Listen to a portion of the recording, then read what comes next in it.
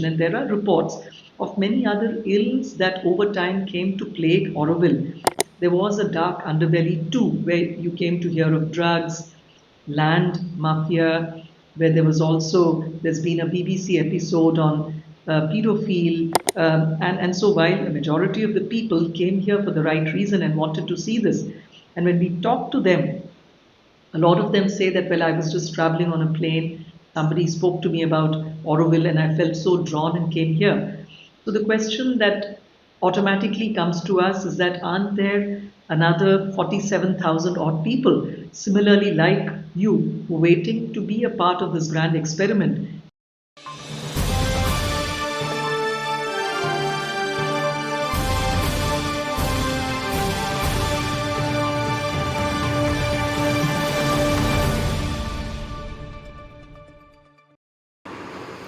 This is Global Order. I'm Hindul Sengupta. Today we talk a lot about global affairs and international affairs.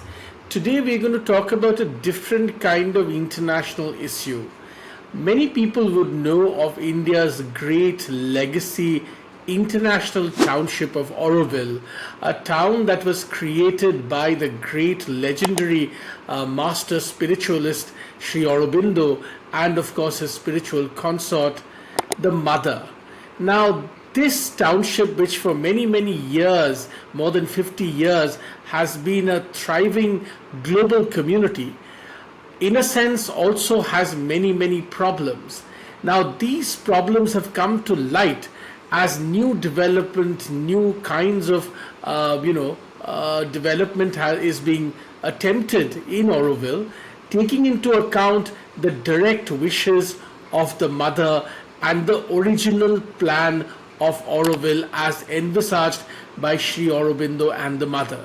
To talk about all of this and what this controversy is all about and what really is happening in Auroville is the person at the very heart of this issue, the Secretary of Auroville Foundation, noted bureaucrat, also additional secretary in the Gujarat government, Jayanti Raviji. Now, I requested Jayanti ji to come and have this conversation with me because she is also a scholar of the worldview of the spirituality of Sri Aurobindo and has taken great interest in trying to ensure that Auroville goes back to what Sri Aurobindo and the mother really envisaged. But what is stopping their way? What is the controversy all about? To discuss all of this, I'm absolutely delighted that Jayanti ji has joined us. Namaskar.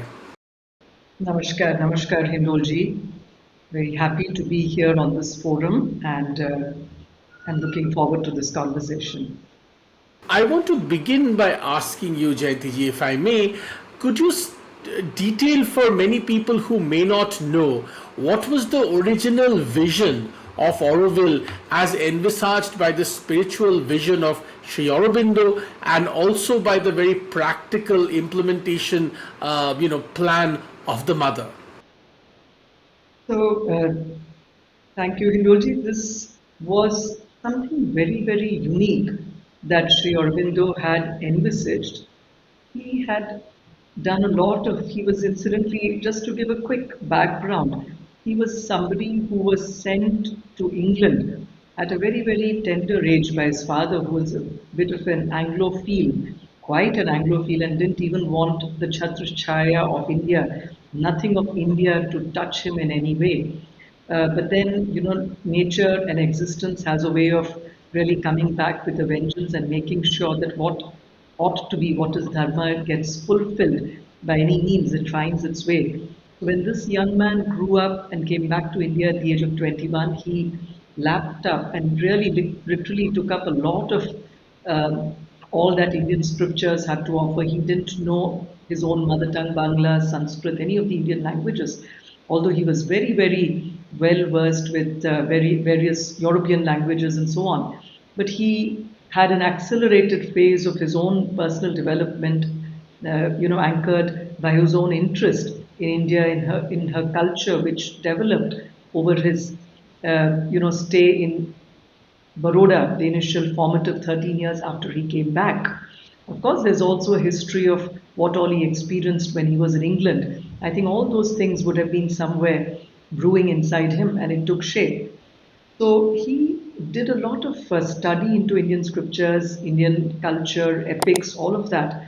And he finally gave a beautiful work called The Life Divine. He's also written a book called The Secret of the Vedas. And I must also here go on to add that perhaps of all the scholars, Indian and Western, who'd written about the Vedas, he was perhaps the only exception, along with Swami Dayananda, who founded Arya Samaj, who actually didn't think of the Vedas as some barbaric literature of some group of farmers, peasants who are talking about cows and things like that in a very, very rudimentary way.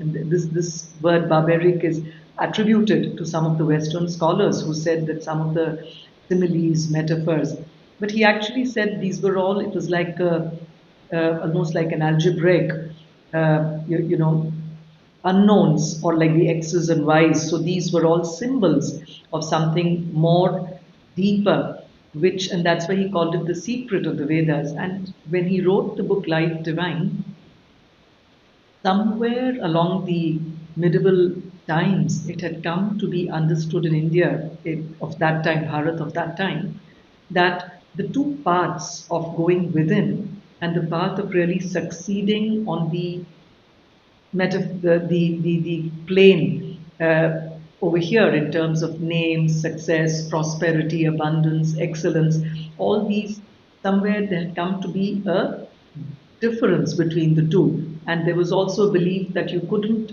reconcile the two together. That you had to go on a journey within, it was came to be wrongly perhaps misinterpreted and understood that you had to get into a cave, ashram, and so on, and give up all of this. The idea of renunciation, sannyasa. But if you had to be in the world and really have prosperity, money, fame, excellence, they felt that you couldn't reconcile the two. So here was Sri Aurobindo who came back again, and it's not something new, but he said this is the secret of the Veda, which talks of not just the possibility but the certainty of this beautiful synthesis, and perhaps the only way of having a sustainable development on the outer, a sustainable development that really thrives, it flourishes, and if it is really to lead to excellence, it has to be anchored along the journey, must go pari passu with the journey of consciousness within. And so, giving shape to this, he wrote about this extensively in his work called The Life Divine, where he says it's not about just a one way journey where you talk of nirvana and become one with the divine, and after that, you're out of this orbit, and that all of this is Maya, this is not existing really. He said actually you can bring back that divinity once you invoke it, you reach it, you bring it back, and everything here you can have a divine life on earth. That is what he gave to say, and that's what the Vedic rishis had seen, where there was opulence, abundance, all of these, and these were not bad words if they were anchored in Satya and Dharma, which is what he again spoke about. So, to give a space, he spoke about Gnostic communities in his writings, and this is referred to Gnostic as against agnostic, people of, and the key words he used were faith, sincerity, and surrender. These were some of the words that he has used a lot, and these are the concepts he's spoken about. So Auroville, much later, although he had laid the foundations of it in the plane of thinking, visualization, these were all, very, very evolved yogis who had actually not just thought of them, but had actually seen what was to come. But it was his spiritual collaborator, the mother, who actually went ahead and, as you mentioned, in a very practical way, she's the one who founded this city. Auroville in French means, ville means a city, and Auroville means the city of dawn. Of course, it is also named after Sri Aurobindo, so there's also the Oro can also be attributed to that. So the city of the future, the city of dawn is what was established. What was the vision of this whole place? The idea was you would really have this as a sandbox, a place where those human beings, because he also spoke of many very interesting concepts. He spoke of this whole theory of evolution. And he said that the current state, he spoke of Darwin's theory of evolution and also somewhere drew a parallel with the Dashavatara that we've had in our scriptures and spoke how the Rama Avatara, Sri Rama's avatar was also like moving beyond the beast like qualities into more the set of qualities anchored in dharma, and how the Maryada Purushottam, he spoke of all that. And then finally, there's also evolution to the Krishna, where there is a complete, all aspects, all dimensions of the being are the soul kala, as they are called. All the aspects of the personality are really growing, they find themselves really blooming, and so on. But he said this is still work in progress. And he said that just as at some point of time it would have been believed, perhaps if there was a conference of lions or animals at that time, they would have thought that physical strength is the only strength that's sovereign and that is supreme. They may not have even imagined that something like the mind, which is not at all tangible, mind can be something which can really be so very powerful. But now we are at a situation where it's knowledge, it is mind, it's this power of thought, visualization, ideation, creativity, which really today, even in the world of AI and ML, it's basically creativity, critical thinking, design thinking that can really change. But he said we have to go beyond that. He says this is again work in progress. And he says we have to go beyond the mind and go to those higher orders where we look at places of where there's intuitive, beyond thinking, there's intuition, there's inspiration, and all of these powers. And says, and so that was work in progress. And to reach that, he said, in normal course, society, and if we allow things to happen the way they are, nature will take perhaps millions of years for it to happen. But he said if you wanted to accelerate the process, and he said we as human beings, since we have viveka, the faculty of discretion, he said we have to accelerate the process. And to do that, those that feel called to really be able to offer themselves as guinea pigs in this little laboratory, a space of really accelerating the process of evolution. This Auroville was meant to be something like that, a place where willing servitors. So the mother gave a beautiful charter, which is incidentally mentioned in the preamble to the act, which happened much later. On the day of foundation of Auroville in 1968, the 28th of February, she was physically not present at Auroville. She was in the ashram at Puducherry, but she had recorded this message, the charter, in her own voice in French, and it was also broadcast at that time from perhaps All India Radio Tiruchirappalli, and it was read out in three other languages in addition to French. It was read out in English, in Sanskrit, in Tamil, because Auroville is located in the state of Tamil Nadu, and of course French in her own voice. And it might be worthwhile to take perhaps a minute to see what this charter says. Auroville, I read the charter, quote, it belongs to nobody in particular. Auroville belongs to humanity as a whole. But to live in Auroville, this is the only one thing that is asked of anybody having to or wanting to live there. But to live in Auroville, one must be a willing servitor of the divine consciousness. Then Auroville will be the place of an unending education, of constant progress, and a youth that never ages. Auroville wants to be the bridge between the past and the future, taking advantage of all discoveries from without and from within. So there's the synthesis of outer and inner. Auroville will boldly spring towards future realizations. And finally, Auroville will be a site of material and spiritual researches for a living embodiment of an actual human unity. And it's very interesting. The symbol of Auroville, she goes on to describe, I'm paraphrasing it, there's a dot at the center. And she says this dot represents unity. And then there's a little bit of a pause, comma, and then she says the supreme, because unity not in our own limited mental construct of I'm united with A or B, as long as it's a conditional unity, as long as the person agrees with me, I agree with them. But it's a unity which emanates from the fact that there is no other. We're all one, which is the basis of Sanatana Dharma, to say that it's that same divinity which permeates me, you, everybody, everything that we can think of and which we see or which exists. So that was the kind of essential human unity that this place was meant to see. So this is roughly, to answer your question, this was the vision of Auroville and the mission that was given, her dream, this charter. This is what Auroville was meant to do, Hindolji. But Jayantji, she also had, the mother, from what we understand, she also had a vision of a very practical framework of what Auroville city would be, including how many people would live there, what kind of design it would have, and so on and so forth. Now, talk to us a little bit about what that plan was and why, from what I understand, and please correct me if I'm wrong, that plan never could see proper fruition in all these years. What was the plan and why could it never be properly implemented, even though someone like the mother clearly had a detailed vision of it?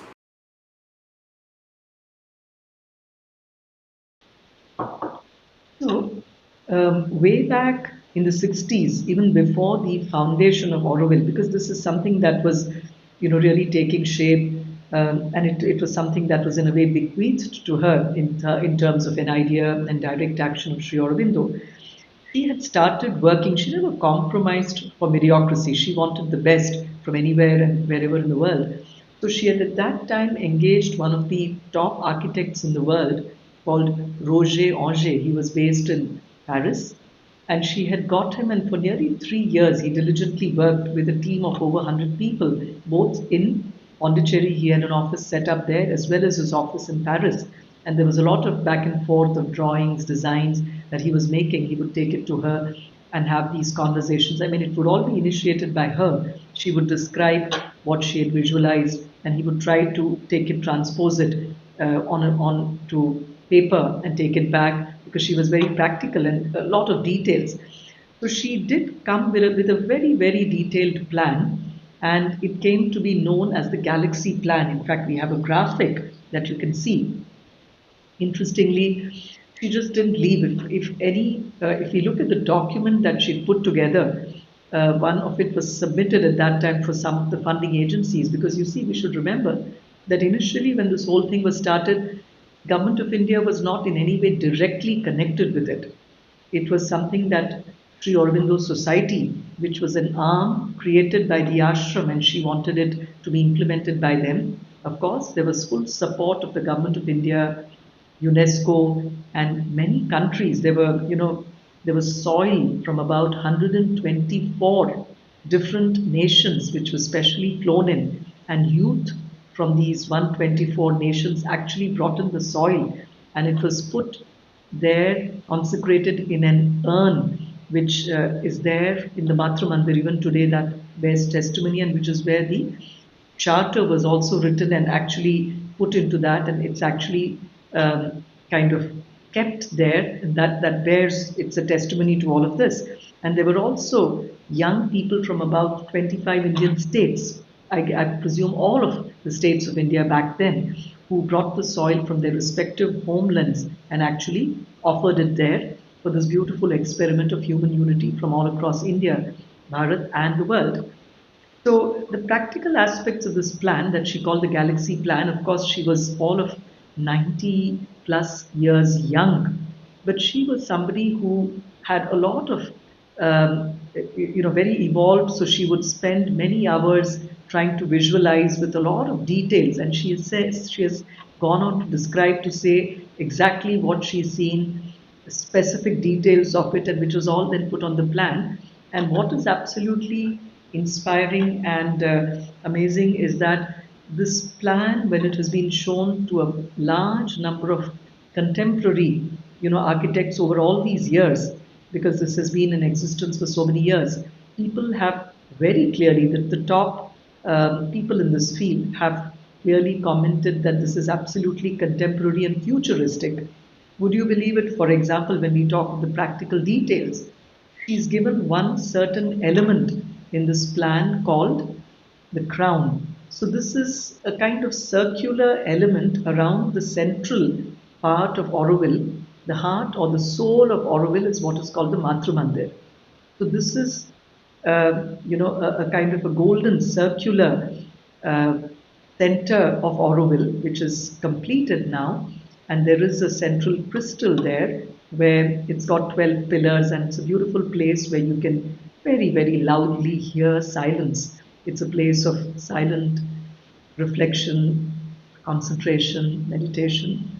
And so when this was around the Matra Mandir, so there was this circular element called the crown, which was meant to be a plaza of about 4.4 kilometers diameter. So she's actually, with her handwriting, written that there will only be e-vehicles that will ply on this, and they will have a speed of not more than 16 kilometers per hour. So that was the kind of precision that she had written. She had also divided the city. It's almost like the galaxy, which is sort of rotating. You can see that there's a kind of fluidity, motion in the way the city opens up. And at that time, when high rises were still, not there, but she really came up with a design which blends today's design with what was existing back then. So you had some buildings which went from a one-story level, a single one-floor level, to about 18 floors. So it would sort of go in a twirl as a part of all these twirling, shall I say, radials of the galaxy. So they were called the lines of force, the line of goodwill, and so on, several elements in it. And she had an industrial zone, a residential zone, an international zone, cultural zone. All of these were designed. There were 12 radial buildings, radial roads, axial roads that would emanate from the crown, because the crown was the element that was connecting everything with the Matra Mandir at the center. And of course, there was also an outer ring. She also laid down the population, as you rightly said, for this to really thrive, to be self supporting, self sustainable, and really thrive, flourish. She said you need to have a critical number of about 50,000 people. Not just that. It also really was a surprise to me when I was going through this document. She'd also articulated what would be the age group within this 50,000, what would be the demographic detail, how many people in the age group bracket that we define as children of the next age group, elderly people, and where, which of the zones, how many of them would be working in the cultural zone, how many of them in the industrial zone, residences, what is which particular area, how many people would be living. So that's the kind of micro detailing. So she had not left anything to our imagination. And I often say she called people here to be willing servitors, not for people. So it was not a piece of art that you each one said, well, my creativity, my preference, my ideas. And you were not asked to come there and do something that you wanted, but you were to actually really work on erasing and, permanently deleting that me, my, mine sort of thing. And she said, here is the design in a very simple way. It was like a jigsaw puzzle that children play with. She said, here is the design, build the city. And in building the city, she said, your ego, all the refinements you need to do, all the impurities that afflict you will probably get cleaned up when you make yourself a willing servitor, when you make yourself subservient to the divine consciousness, to the divine calling. So that was what she asked of us. And that vision somehow, in many ways, doesn't seem to have panned out. I read this open letter written by one of the residents, which spoke about how, in many ways, residents, a small number of residents in Auroville, I think they said about 3,000 of them, compared to the large number that the mother clearly envisaged, have really been part of this system for a long, long time. And there seems to be a sense that they are the owners of Auroville, whereas that is not the, that by legal or by societal norms of the Auroville society, that isn't true. and yet they have also not allowed this building of this entire city the way you detailed out, and indeed the way the mother envisaged. Talk to us a little bit about why that happened. If this was so detailed and clear, what happened in subsequent decades that this could never be implemented, and why is there controversy today when there is an attempt to revitalize and implement this ban? So I think the intention when this was started, a lot of young people came to join this sort of adventure, this adventure of consciousness and this building of the city. But perhaps it's again human nature. Sometimes you come there with this intention, with this vision, but over time, you too develop your own interests, vested interests. You have your children, your grandchildren, and that was not meant to be the fiber, the character, the essence of Auroville. It was about giving up, consecrating everything that you had. There was nothing like your own set of, my belongings, my land, my assets. It was not meant to have, nobody was to own anything. Like the first sentence of the charter says, it belongs to humanity as a whole and does not belong to anyone in particular. So it was actually meant to be for the whole of humanity, and she had laid down all of this. But as you rightly mentioned, I think along even the time when she was alive and present, when she wanted the city to be built in about 5 years, and when Roger and others protested sort of and said that, Mother, that will be very difficult, she said, okay, I'll relent and you please have this built in 10 years. But then after 56 years, 57 years, you still realize, because what happened is the group of people that came there, I would say a majority of them, 90-95% of them, have been, and I presume all of them when they came perhaps were well meaning. But over time, it also shows of the work we all have to do, the human nature, I mean, the work we have to do in refining. So there came to be some groups of residents, a clique also, some of them which has been referred to also in the earlier governing board report made by a committee which was headed by Mr. Madan Gopal. It had also been submitted to the governing board and then to the Ministry of Education way back in 2019, where they've listed out what are all the ills that came to plague Auroville over time. For example, the report, and this is available in the public domain, it was actually driven by an RTI activist at that time, and the governing board members actually did a detailed investigation, and there are reports of many other ills that over time came to plague Auroville. Now, for not a moment am I trying to say that everybody in Auroville and everything there is sort of colored by this, but yes, there was a dark underbelly too, where you came to hear of drugs,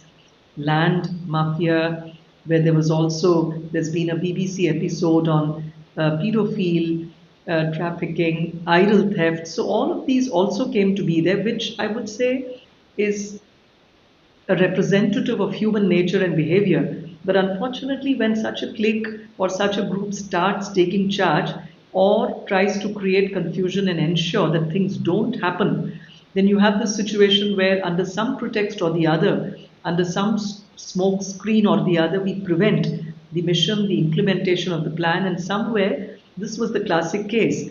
And so, while a majority of the people came here for the right reason and wanted to see this, and when we talk to them, a lot of them say that, well, I was just traveling on a plane. Somebody spoke to me about Auroville and I felt so drawn and came here. So the question that automatically comes to us is that, aren't there another 47,000 odd people similarly like you waiting to be a part of this grand experiment? And why wouldn't we make it open for them to come, because that's what it was meant to be and that's what we signed in. This was not a brownfield city. We were not residents of this city originally. It's not a 300, 400-year-old city. It's a brand new city of dawn, city of future that we were invited to build. And we came in and signed up. And this was a kind of commitment we gave to be a willing servitor. So having come there, how right would it be to renege on it? So that is where we felt, when we looked at this situation, that there has been a group of residents who have been trying to say that this is an eco-village, which is not what the original intention was. However, I think it was one of the most beautiful blends of really demonstrating how you can have an urban scape which does full justice to green, to environment, and the entire ecology. So I think the design of the city itself that Mother gave has delved beautifully and done full justice to ecological dimension, to those aspects of environment, all of it. So if we just allowed it to be implemented, I think that would have been a great step, which is what we are now trying to do with full earnestness. Let's talk a little bit, Jayanti ji, about this ecological aspect, because some of the letters and protests that have come out have mentioned this again and again about how many trees are going to be cut, which water body will be impacted, and so on and so forth. And this ecological concern has been put forward as one of the main points of resisting further development or development in the manner that has been envisaged by the mother. Talk to us a little bit about this. How do you see this concern being put forward again and again, and what is being done to, in a sense, take into account any ecological concerns? So the plan itself, as I mentioned, now there's a plan, the master plan envisages a city, the main city of about 5 square kilometer area, and surrounding it there is a ring of 15 square kilometers, which is called the green belt, where we would be regulating the kind of buildings that come up. So that was the design. And even within the city, it's only about 38% of the land which would be built. There would be built up buildings or built up work only on about 38%, which meant that the remaining, 62% of the land would be actually open. There would be parks, gardens. So this kind of a balance is something which is more than what the norms, even modern day living that cities would really, expect us to do, or what is a kind of desirable norm. And plus, Auroville offers about 212 square kilometers of open space per resident versus the guidelines of the WHO of about 9 square kilometers per person. This is when the Galaxy plan is implemented. So it's not as if in any way this city is doing any injustice to the environment. So if you only allow the city to come up the way it is, it would be a very beautiful beacon of what an ideal city can be, giving full reverence, respect to environment. And the second thing that happened is initially when people came here from all over the world, different people, different parts of the world, perhaps with an intention to protect the land, they started afforestation, and a lot of species that were grown were not necessarily the indigenous species. They were also what we now refer to as the aggressive, invasive species. But they were grown with an intention, and it is often projected as if all these were barren desert lands. That's not quite true. These were all fertile agricultural lands, because all this land was very, very painstakingly acquired by the mother to build what is called a greenfield city. This belonged to several farmers who lived in this place at that time, belonging to local panchayats. And she was very, very generous in compensating for the land. Most of this land was bought sometimes at much more than what the market price back then was, because the intention was not to exploit people. But having done that, these were lands which were perhaps, most of them were not irrigated. You have Nanjai and Punjai, these are the local words in Tamil to describe the kind of land, irrigated land or non-irrigated land. But they were growing crops like groundnuts and all of that, and there were all these palm trees which were more like the boundaries for each farm. So to say that this was barren desert land is actually far from the truth. So this was agricultural land. In fact, we have one of the senior-most ashram residents today called Mr. Dayanand, who's himself a retired Forest Service officer, and he's an honorary Aurovillian. And he very, very, with great pride, he describes all the efforts he put in with the grace of the mother to acquire a lot of land, and how they would go from village to village in the hot sun, talking to farmers, negotiating with them, requesting them, and then acquire all these lands which to create this beautiful city. But after that, when these afforestation efforts were put in, somewhere a group of residents started saying that this whole project is a project of an eco village. Now, it was not meant to be an eco village or an eco forest. I mean, I'm not against, none of us in the governing board or government of India, we are not against eco villages at all. But Auroville, the word will in French, as you know, refers to a city. So it was a city of dawn. It was not a village, eco village, as it is meant out sometimes by certain sections of the residents there. And if they want to do something like that, they're absolutely free to go to any other part of India or the world and acquire land after the due procedure, permissions, and so on, and set up something like that. But this is a project which had a very definite vision, mission, a goal. And if you've come here to be a part of it and signed up for it, I think we cannot have this sense of entitlement and say that once I come in here, I decide what has to be done. As a resident, I live here and therefore I decide what should be done.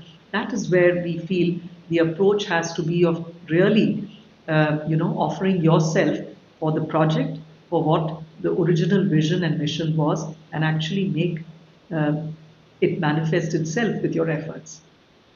Talk to me a little bit about in when this project is built and completed. What kind of people would come and live there, and what would be the process? From what I understand, like you described, when the mother first announced it, people from around the country and indeed in different parts of the world came because they were pulled, in a sense, by this vision that this would truly be an egalitarian, spirituality devoted a community. How would people, once this township is built, once the city is built, what would be the process in which people would come and join it? So I think a little bit of a difference there, Hinduji, is not that it's not as if once the city is built, people will come. The process is on. So we want to take this opportunity to, it's a parallel process. We already have, as against 50,000 people, we have about 3,000 people now, out of which the adults the residents which are actually recorded are a little less than 2000. So we have about 1800 adults who live here, and there are some which are not really fully there. So the actual number of people living here is less than 3000 people today, but we have to extend and really this has to go up to 50,000 eventually. But perhaps in the next few years, even over a next 4 to 5 year window, if we look at about 15,000 people coming, which is not a tall order at all from all across the world, I think there is a lot of appetite and hunger even today. I think more today than it was back then. So when Auroville was conceptualized, there were these little pamphlets, brochures about what Auroville stood for, which was even put in in-flight magazines back then, whether it was Air India, Air France, or even different institutions across the world. Because many of the senior Aurovillians who've come here, they say that when they were studying in their college or university in Holland or wherever, in the library they found these books of Sri Aurobindo, and they read about this fascinating adventure experiment of really building a city of the future which is consecrated to human unity. They felt very called and came here in caravans in big numbers, as it is referred to. So today, more than ever, when we've seen that, just a very, very rational approach alone, when there's no dearth of insights, rationality, intelligence, also what to speak of artificial intelligence, all the tools we have at our command, but we still feel that somewhere the human mind is still plagued by conflicts, by differences, by all kinds of turmoil, anger, injustice. All of this does happen. There is all of this prevailing, and so we really have to sustainably look at what could be a very, very promising and a really certain future ahead. We have to look at something of the kind that is happening at Auroville, where we have fraternity as the capstone, which holds together the two other levers or the two other pillars of liberty and equality. While liberty is important, it's not just about my freedom, my preferences, my likes, but it's also respecting the others. And similarly, if everything was to be put in a very plain, drab way of saying this is one size fits all, equality. So, whereas you have to respect that inherently people may have different aspirations, different propensities, and different characters, and how do we pander to all of it in a manner that keeps human unity at the forefront, and fraternity therefore becomes a key. So, in that context, Auroville becomes the only solution. So, in that sense, if people are interested, a lot of times we hear people who do not quite like the kind of rat race, the corporate competitions, the competitive nature conflicts that happen, and yet they are really filled with a lot of wholesome goodwill, and they really want to, they dream of this place where they can really contribute, be a part of something which is much larger than what they can dream. It's not just about their petty needs and just about amassing more wealth, more property, but really being able to contribute something for uplifting the whole of humanity. And of course, this doesn't mean that we're not excelling. So in Auroville too, we have about 700 income generating units. So we make some of the best, for example, ranging from, we are the first, we are net positive in the sense if we have a smart mini grid. So right from using RE, solar energy, fully tapping it, to having Matru Mandir, even the gold, which is completely, which covers the Matru Mandir, was all made here in our laboratories here where it was started, and then they became little units where we produced it. The lake related work, so whether it's construction work, whether it's producing even confectionaries, chocolates of perhaps the top 5% that you'd find anywhere in the world, the best of what you would find in Europe, all that is made here. Garments, jewelry, you name it, probiotics. Now, there is so much of consciousness for a sustainable living. How can we clean all our cities and river waterways and rivers which get polluted with all kinds of effluents? So there are units. For example, there's one called probiotics which does wonderful work, and then of course we have a unit called Swaram which makes some of the biggest chimes that you'd find anywhere. Even if you were to go to the Bangalore airport, the chime hung there. So these are all produced, crafted, handcrafted, beautifully made at Auroville. So you have a whole range of products from Auroville papers to incense sticks, perfumes, I mean a bunch of things, candles which are made here. So anybody, watching this or even otherwise, anyone who really aspires to be a part of this, is probably India's first startup ecosystem way back from the 60s, where people could start any entity that they wanted to. You could be making cheese, chocolates, perfumes, garments, solar energy, anything that you felt called to, and be a part of this, and yet work in a place which is not saddled, or which is not riddled with the usual conflicts, professional rivalries, jealousies, all the infighting and so on. So that's where we are aspiring to go. So we would really extend a warm welcome to people, young people particularly from across the world, those that have a love for what ancient India spoke of, which is, again, Sri Aurobindo said that this concept of Sanatana Dharma, it's about saying that it's the same divinity in me which permeates everywhere, and therefore there's nothing like me and the other. And he said this is the defining character. He says this is the spiritual identity of India.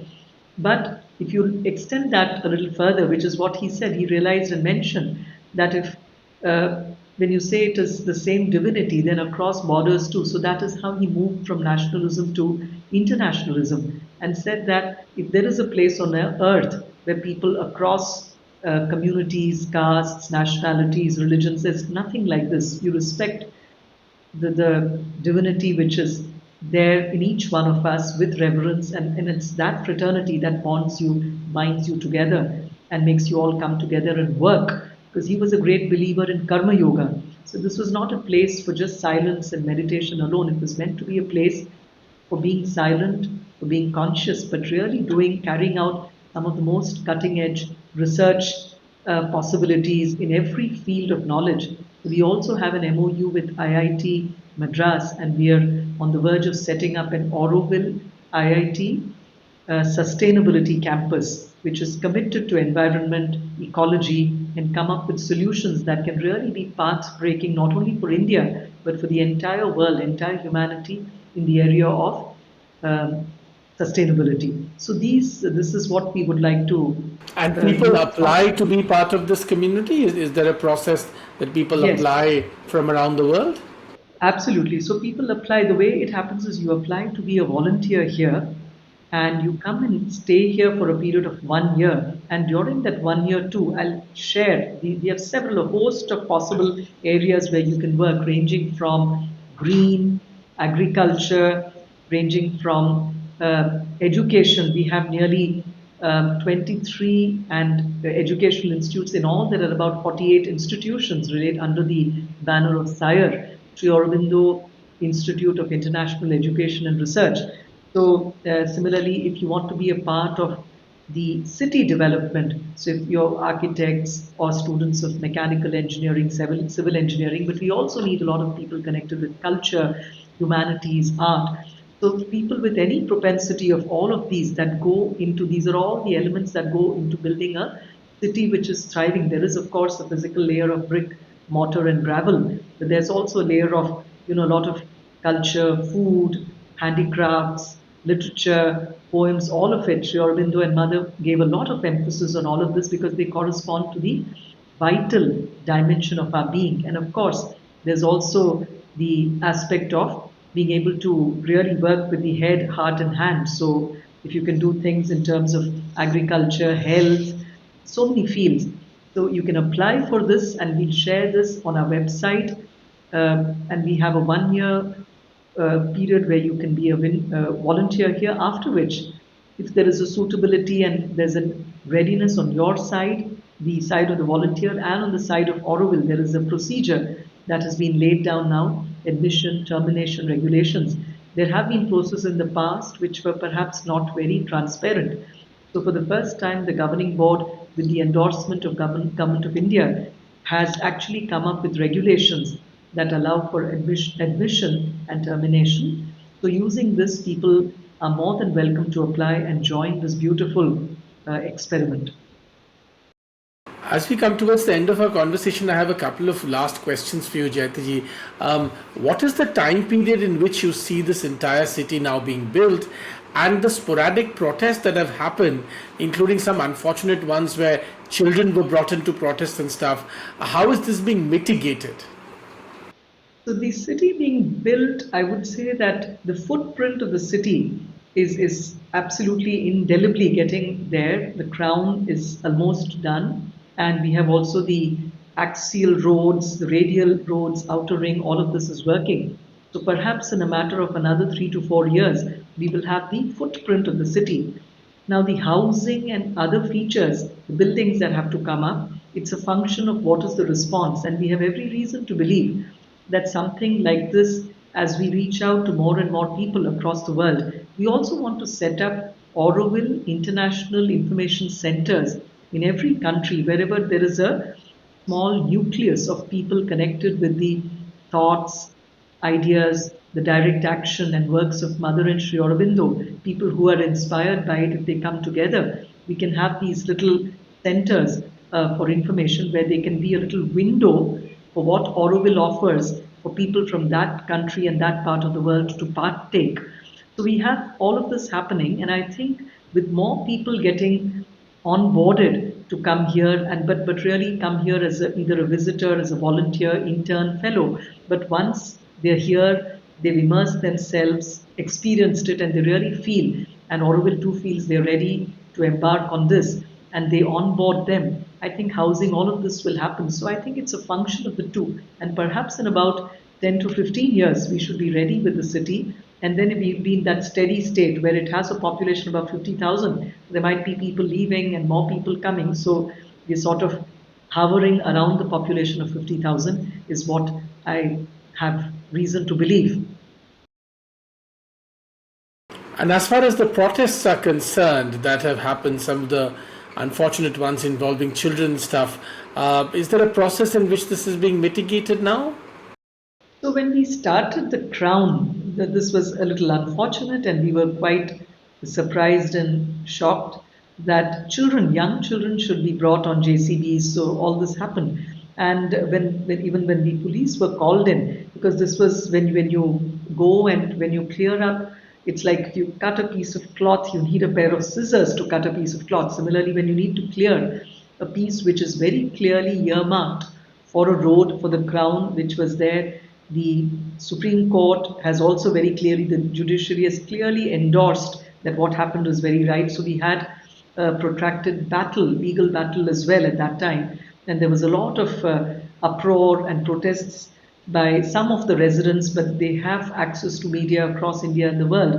So it was as if trying to paint a picture that something very, very unfair is happening, which was far from truth. I mean, this was actually an attempt after nearly 80, 60 to 80 interactions and meetings that I have personally had after coming there with all the stakeholders, some in our offices, some on the location at the site. We walked every inch of the crown, not once, cycled it a couple of occasions, gone there, sat with them, spoken to them, and really tried to ask them what is it that's bothering them. So, because I too am a great believer in participative decision making, and this is the master plan that was approved was done unanimously by the entire residents, although that was not mandated. The master plan is to be prepared by the governing board in consultation with the resident assembly, but way back in 1999, it was indeed taken, the resident assembly unanimously accepted it, and that is when master plan was again forwarded by the GB back then, nearly 25 years ago, to Government of India, which approved it. And then after 20 long years, 21 long years, if we still do not allow any of this work to happen, and what really precipitated was that we had these huge rings, cables, electric cables, which had been sent by the electricity board, and they were lying there, and people would not allow the cables to be laid, the right of way for the cables to be laid on the condition, well, that this is, our own private sort of forest that we've created, which is very unfortunate. So after all these meetings, when we decided to move ahead, the fact that people protested by getting, and this is not again, this is not as if everybody came forward, but what does happen is there is a click, but then there is another majority, a silent majority, which gets, there are narratives floating and which makes people believe that some of these facts are correct, and so they were all drawn into it, perhaps knowingly, unknowingly. But the good news is now all that is behind us, and we again want to, we've been appealing to all the residents at several fora that we want Auroville to be built with collaboration, participation, and there is magic that can happen when all of us come together. And as Sri Aurobindo said, all can be done if the God touch is there. And if we all unite, collaborate, we can really be a beacon and lighthouse that Auroville was indeed meant to be for the whole of humanity. And that spirit, we're hoping that all of us come together, and those that really feel this is not what we want to see, I mean, there's the entire world available, open for us to move elsewhere and try and, create our own experiments. Nothing stops us. But here we are a part of an experiment that has been designed, envisioned, and given to us by the Mother. And we have to be absolutely faithful to it and ensure that that gets manifested in its full glory. On that wonderful and very, very positive note, thank you very much, Jayantiji, for joining me in this conversation and taking us through in great detail on how the mother's plans for Auroville will come to fruition, and the global city of spirituality that Sri Aurobindo, inspired and the mother dreamt up will really be built in Auroville. I thank you for your time. Thanks very much. Thank you so much, Indolji. Namaste. Thank you.